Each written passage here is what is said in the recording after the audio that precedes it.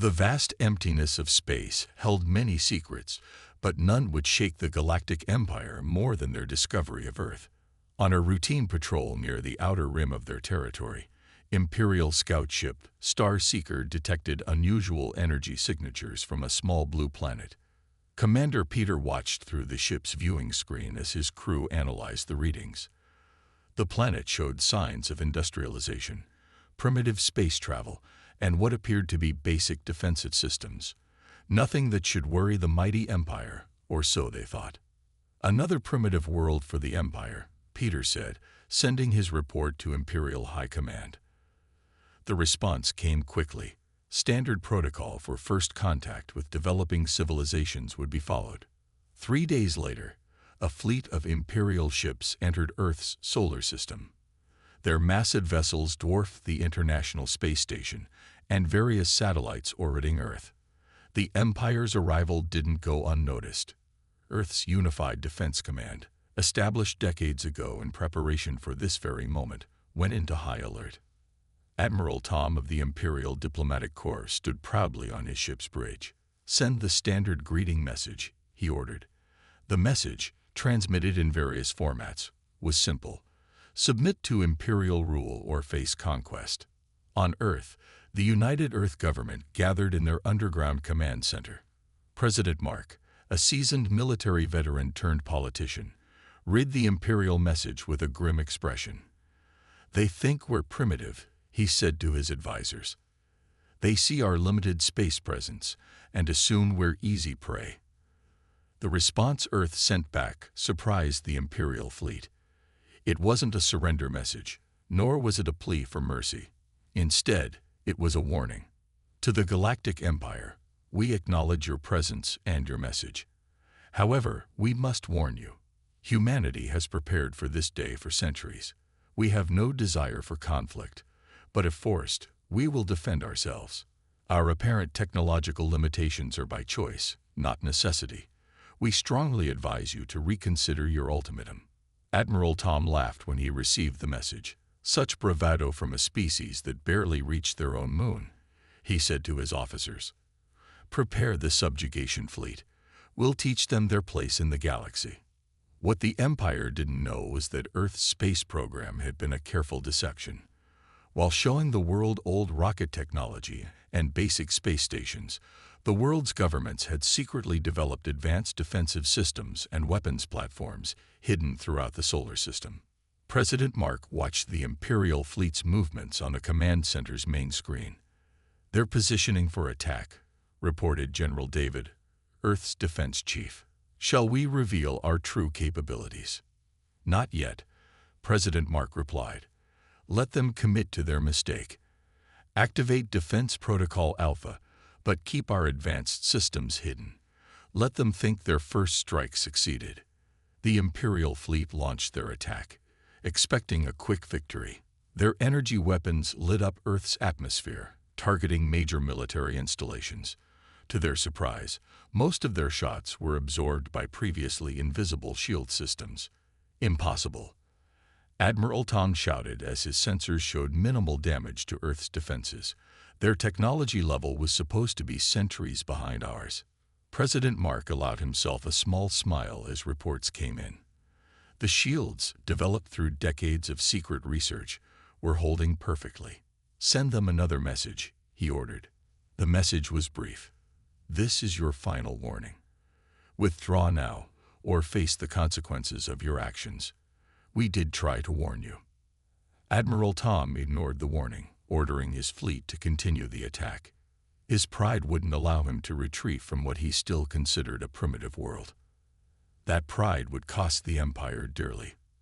As the first day of battle ended, Earth's defenses remained intact, while the Imperial fleet had exhausted significant resources in their failed attack.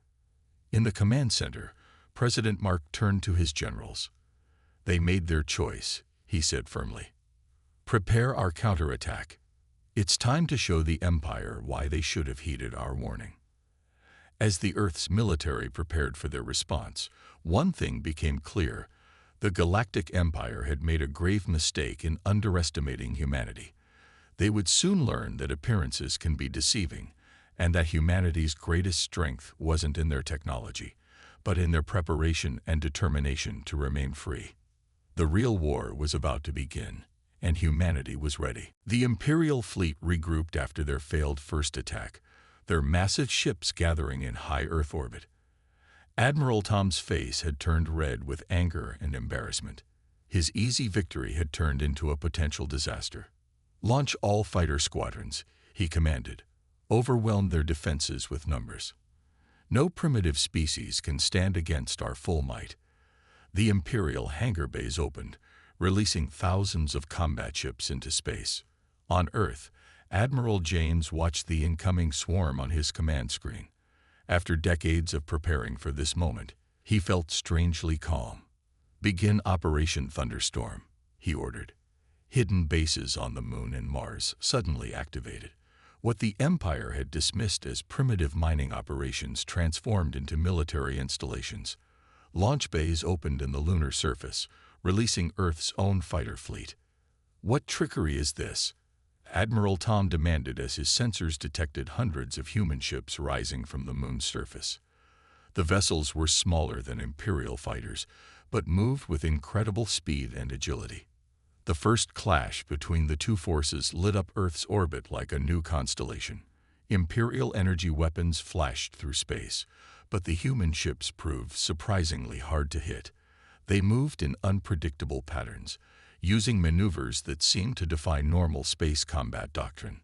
"They're not following any standard combat formations," reported an Imperial officer.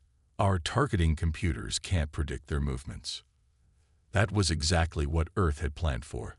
While the Empire relied on AI-guided targeting systems based on thousands of years of space combat experience, human pilots flew with controlled chaos, their movements guided by centuries of aerial combat on Earth. Commander Ryan led the first wing of Earth fighters into battle. "Remember your training," he transmitted to his squadron. "Fight like our ancestors in the skies of Earth. Space is just a bigger ocean." The human fighters carried a surprise of their own. Instead of energy weapons, they launched swarms of micro-missiles. The Imperial shields, designed to deflect energy weapons, struggled against the physical impacts. "Impossible," Admiral Tom shouted as reports of damage came in from his ships. "Their weapons are primitive projectiles. How are they penetrating our shields?" The answer was simple but brilliant.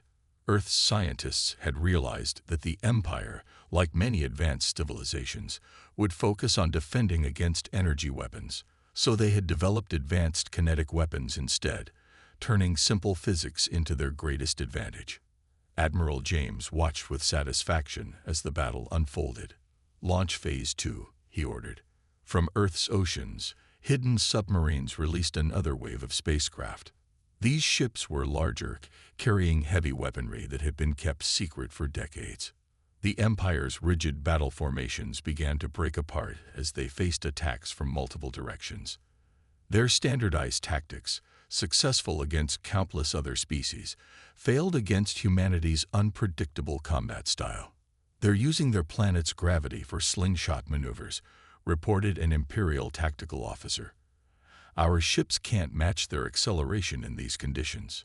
Human pilots used their knowledge of Earth's gravity well to perform maneuvers that the Empire considered suicidal. They dove close to the atmosphere, using the planet's pull to increase their speed and change direction rapidly. As the battle reached its peak, Admiral Tom realized a terrible truth. The humans hadn't been primitive at all. They had been preparing for this exact scenario for generations. Every limitation in their space program had been a careful deception. "Pull back the fleet," he finally ordered. "Regroup at the outer system markers." His mighty armada, expected to easily crush Earth's defenses, retreated under heavy fire. In Earth's command center, Admiral James reviewed the battle statistics. Human casualties were minimal, while the Empire had lost hundreds of fighters and several capital ships. But he knew this was just the beginning. "They'll be back," he said to his staff. "And next time, they'll be ready for our current tactics. Prepare the next phase of our defense plan." As the Empire's ships retreated, humanity had won its first major space battle. The message was clear. Earth wouldn't be an easy conquest. They had surprised the Empire once, but keeping their advantage would require even more innovative tactics.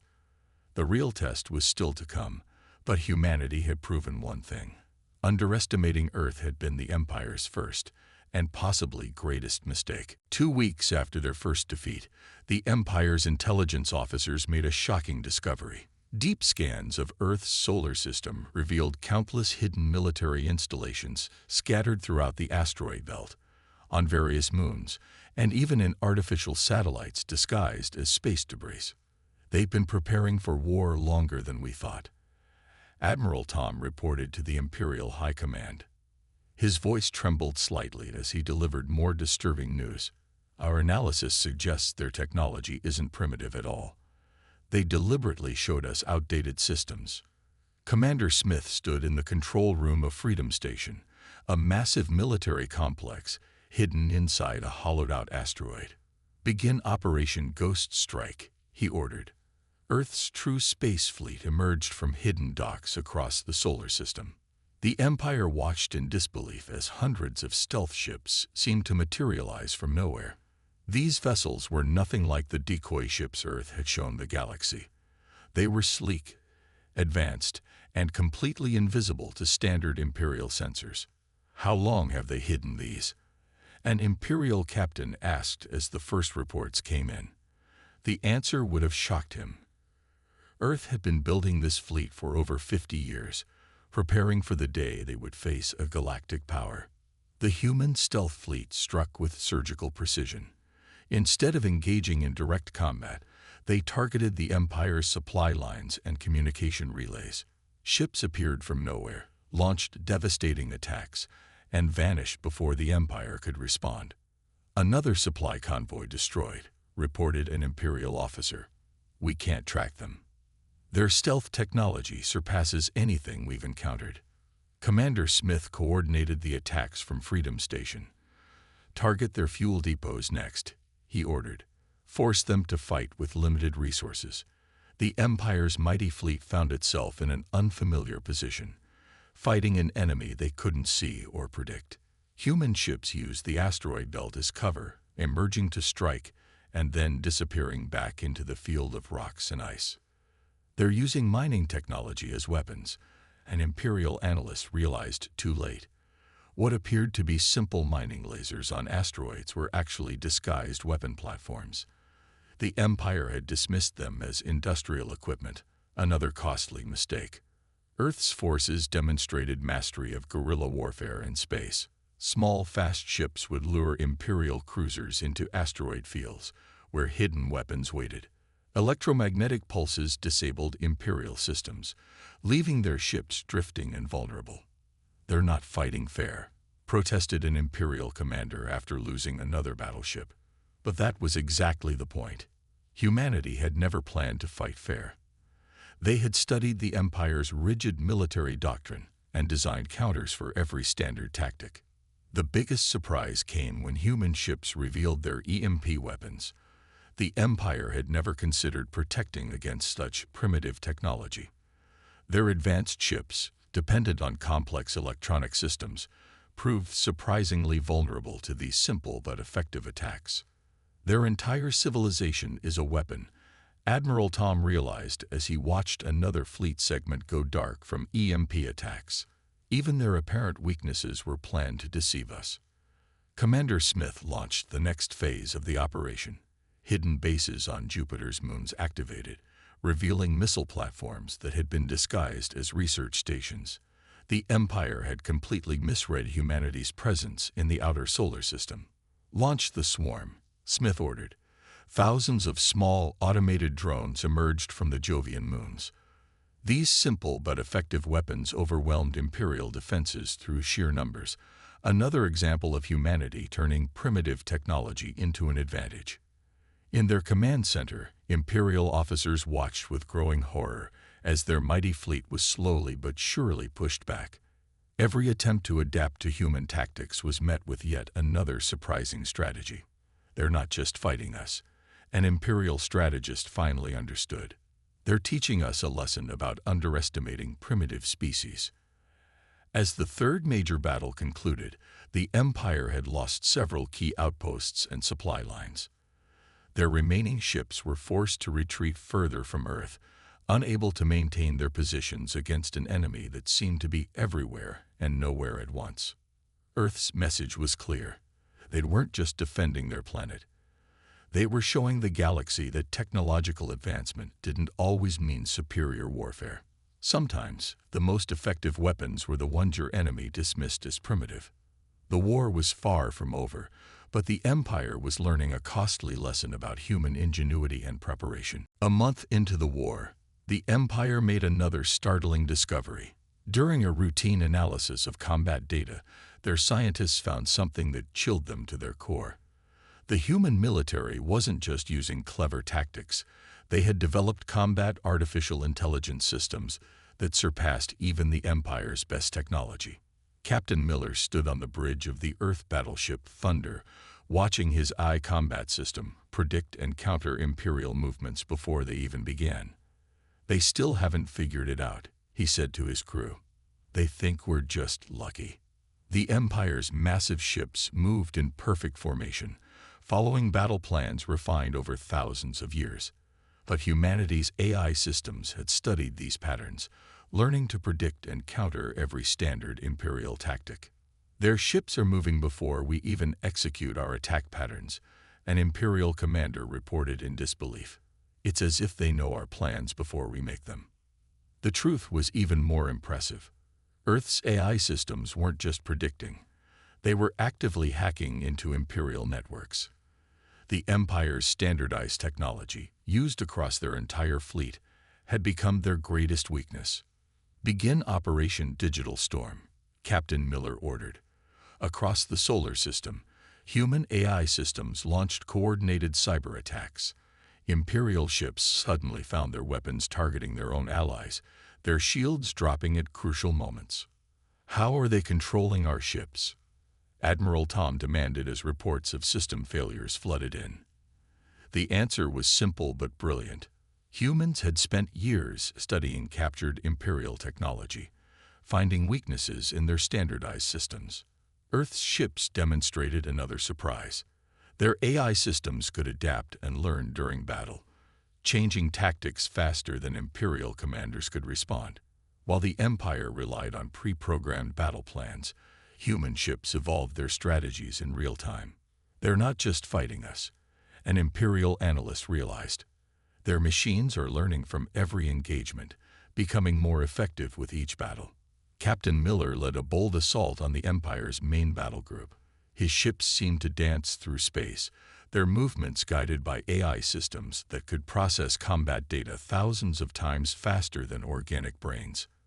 "Target their command and control systems," Miller ordered. The AI complied, launching precise strikes that disrupted Imperial communications. Ships that had fought as one perfect unit suddenly found themselves isolated and confused. The Empire's rigid hierarchy proved useless against this new form of warfare. Their ships, designed to function as part of a larger fleet, struggled when forced to fight independently. Human vessels, meanwhile, could operate effectively alone or in groups, their AI systems coordinating seamlessly. "Their technology isn't just advanced," Admiral Tom reported to High Command. "It's fundamentally different from anything we've encountered. They don't think like we do." Human ships began targeting Imperial supply lines with unprecedented precision. AI systems identified critical weaknesses in Imperial fleet movements, striking at exactly the right moment to cause maximum disruption. "They're not just reacting to us," an Imperial tactician observed. "They're predicting our actions dozens of steps ahead, like a chess master playing against a beginner." The Empire attempted to adapt, trying to make their movements more random and unpredictable. But the human AI systems simply evolved new strategies, always staying one step ahead. Captain Miller watched as his fleet systematically dismantled another Imperial battle group. "Show them what else we can do," he ordered. His ships demonstrated yet another surprise: the ability to hack and repurpose Imperial drones and automated systems. The Empire watched in horror as their own defensive platforms turned against them. Centuries of standardizing their technology had created a vulnerability that humans exploited mercilessly. "We have to withdraw," Admiral Tom finally admitted. "We can't fight an enemy that turns our own weapons against us." As the Imperial fleet retreated once again, humanity had proven that true technological superiority wasn't about having the biggest ships or the most powerful weapons. It was about innovation, adaptation, and the willingness to think differently. The Empire had learned another harsh lesson. Their greatest strength, their unified, standardized technology, had become their greatest weakness when faced with humanity's adaptive AI systems. The war was entering a new phase, and the Empire was running out of options. Frustrated by their repeated failures in space, the Empire made a desperate decision. Their massive fleet positioned itself around Earth, and thousands of drop ships descended through the atmosphere. If they couldn't win in space, they would try to conquer humanity on the ground. General Roberts watched from his underground command center as Imperial forces landed across the globe. "Let them come," he said calmly. "We've prepared our ground just as well as our space." The first Imperial troops landed expecting an easy victory. They emerged from their ships in gleaming armor, carrying energy weapons that had subdued countless worlds. But Earth was different. "Why aren't their cities burning?" an Imperial commander asked in confusion.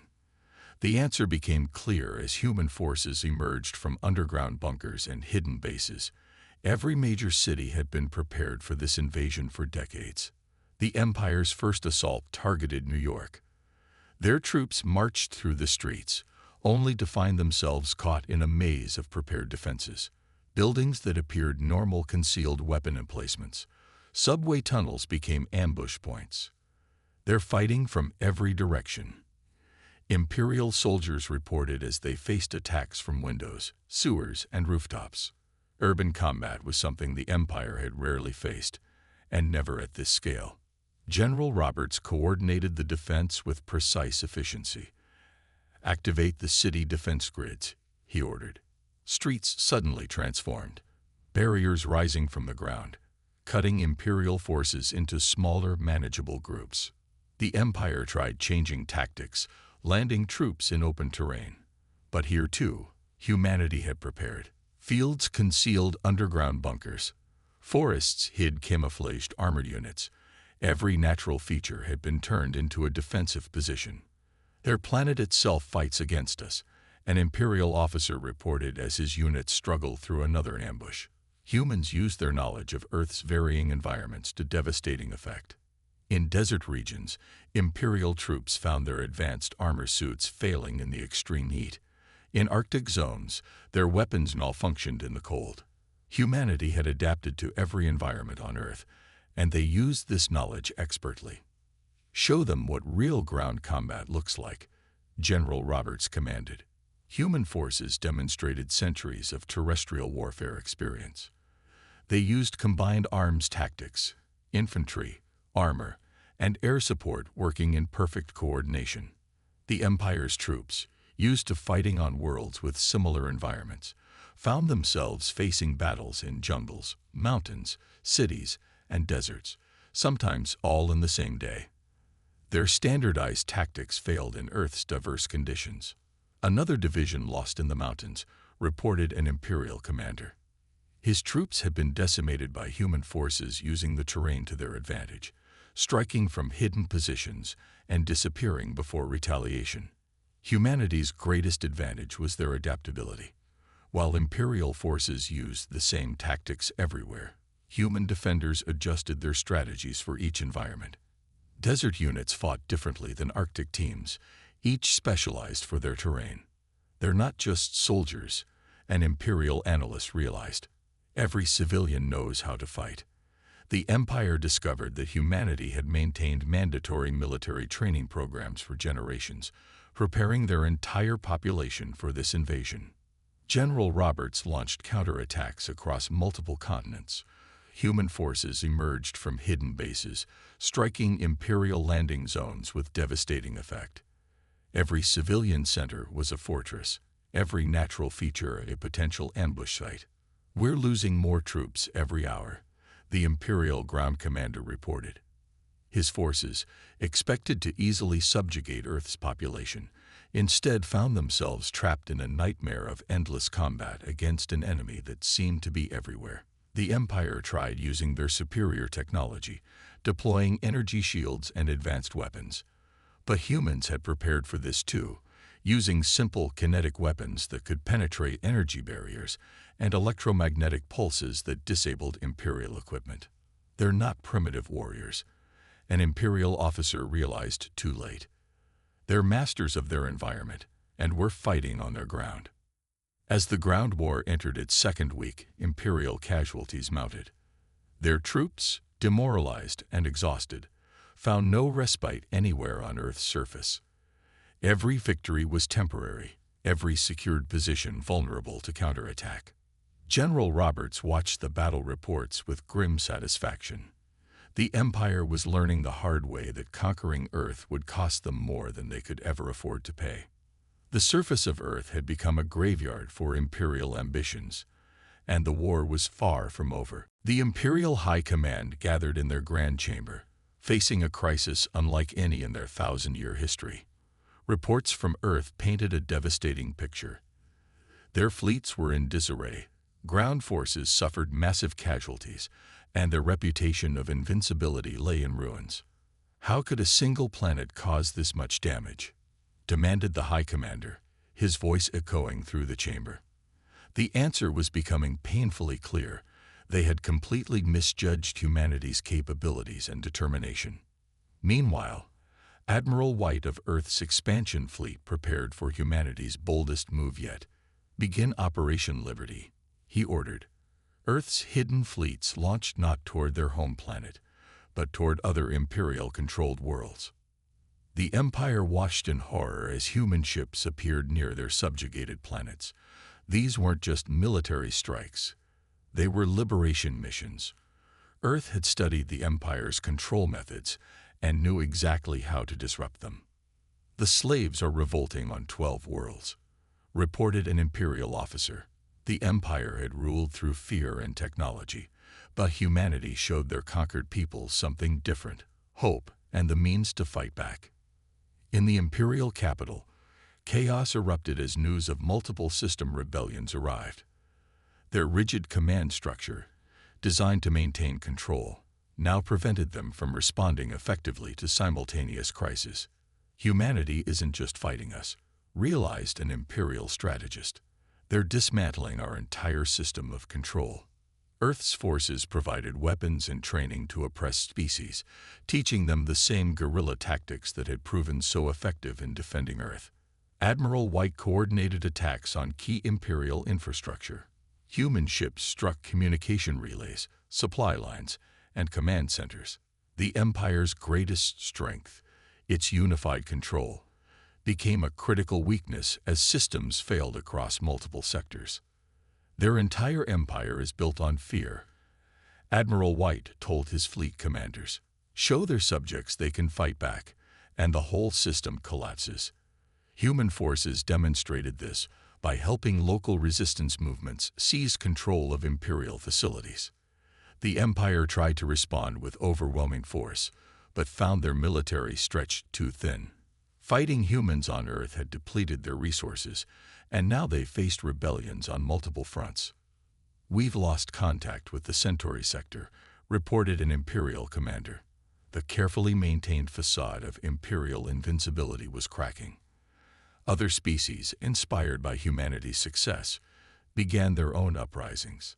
Human diplomatic teams moved alongside their military forces, offering alliances to newly liberated worlds. While the Empire had ruled through domination, humanity offered partnership and mutual defense. The humans aren't trying to replace the Empire, an alien resistance leader realized. They're showing us how to defend ourselves. This approach gained Earth many allies, each contributing their own unique abilities to the fight. Admiral White launched the next phase of the operation, a direct assault on Imperial supply worlds. "Cut off their resources," he ordered. "Let's see how their empire functions without its stolen wealth." The Imperial High Command faced growing internal discord. Some members advocated for peace talks, while others demanded even harsher measures. This division further weakened their response to the spreading rebellion. Another sector has declared independence, announced an imperial minister. The empire's territory was shrinking daily as more worlds seized the opportunity to break free from imperial control. Human forces demonstrated remarkable restraint in their campaign. Instead of destroying imperial infrastructure, they captured it intact and turned it over to local populations. This preserved valuable resources and gained more allies. "They're not just winning the war," observed an imperial analyst. "They're winning the peace that follows." Earth's approach to liberation ensured they would have strong allies after the fighting ended. Admiral White prepared for the final phase of Operation Liberty, a strike at the imperial capital itself. His fleet, now joined by ships from liberated worlds, represented a force the Empire had never imagined possible.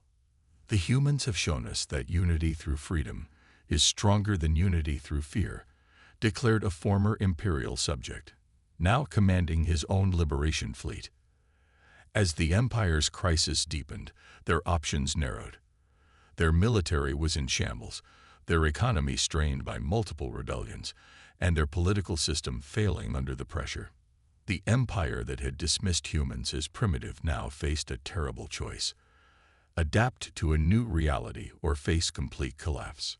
Their answer would determine not just the outcome of the war, but the future of the galaxy itself. The final confrontation was approaching, and humanity had changed the rules of galactic power forever. The imperial capital world sky filled with an unprecedented sight: a combined fleet of Earth ships and vessels from liberated worlds. Admiral James stood on his flagship's bridge, preparing to attend the most important diplomatic meeting in human history. "The Empire has requested peace talks," he announced to the assembled fleet commanders. After months of devastating losses and internal rebellion, the once mighty Empire had finally accepted reality. They could not win this war. The meeting took place on neutral ground, a space station orbiting a system between Earth and the imperial capital. The massive chamber held representatives from Earth, the Empire, and dozens of newly liberated worlds. "We come to negotiate a new future," Admiral James began, addressing the gathered delegates. The Empire's representatives, once proud and dismissive of primitive species, now sat quietly as equals among those they had formerly ruled. The terms presented were firm but fair. The Empire would recognize the independence of all rebelling worlds. They would surrender their claims to Earth's solar system and nearby sectors. Most importantly, they would abandon their policy of forcing primitive worlds to submit to imperial rule. "You've proven that technological advancement doesn't equal superiority," admitted the Imperial High Commander. The lesson had been costly. The Empire had lost nearly a third of its territory and half its military strength. Earth emerged as a leading power, but not as conquerors. Instead, they proposed a new galactic council where all species would have equal representation. The humans' experience in forming international cooperation on Earth proved valuable in creating this new galactic order. "We don't seek to replace the Empire," Admiral James explained to the assembled representatives. "We want to build something better, a galaxy where advancement is measured by how we help each other grow." The liberated worlds, grateful for Earth's assistance but wary of new powers, found this approach refreshing. Humanity's willingness to share technology and knowledge, rather than hoard it like the Empire, earned them trust and respect. "They could have taken the Empire's place," observed an alien delegate. "Instead, they're helping us build our own strength." This philosophy became the foundation of the new galactic order. The Empire underwent massive reforms. Their rigid hierarchy collapsed, replaced by a more flexible system. They learned to value innovation and adaptation over tradition and standardization. Lessons taught harshly by their war with humanity. "Our greatest mistake," reflected a former imperial commander, "was believing that our way was the only way forward." The Empire's surviving leaders began studying Earth's history, amazed by humanity's constant adaptation and growth through adversity. Earth's government focused on helping stabilize the galaxy. They shared their defensive technologies with former imperial subjects, ensuring no single power could ever dominate through force again. Their AI systems were modified to help coordinate peaceful space traffic and trade rather than warfare. "We've changed the galaxy forever," Admiral James told his staff as they prepared to return home. The human fleet, once hidden in preparation for invasion, now openly patrolled trade routes, protecting merchants of all species. The new Galactic Council established its headquarters on a neutral world, with Earth holding a seat equal to, not above, other members. Humanity's diplomatic corps worked tirelessly to help former enemies become allies in building a better future. "The humans taught us that true strength lies in adaptation and cooperation," declared the first council chairperson, elected from one of the liberated worlds. The council became a forum for sharing knowledge and solving common problems. Trade flourished between worlds that had never communicated under imperial rule. Earth's markets filled with goods from across the galaxy, while human innovation spread to grateful alien societies. Cultural exchange enriched all participating worlds. "We achieved something greater than victory," Admiral James wrote in his final report. "We created a future where our children won't have to hide their achievements or prepare for inevitable war." The Empire, though diminished, found a new role in the galaxy. Their experience in managing vast territories proved valuable in coordinating interstellar trade and development projects. They learned to lead by example rather than force. As the first year of peace ended, the galaxy had transformed. The stars no longer represented conquest and submission, but opportunity and cooperation. Humanity had proven that being underestimated could be an advantage, and that true power lay not in domination, but in the ability to bring positive change. The war was over, but humanity's greatest contribution to the galaxy was just beginning. Showing that unity through freedom and mutual respect was the strongest force in the universe.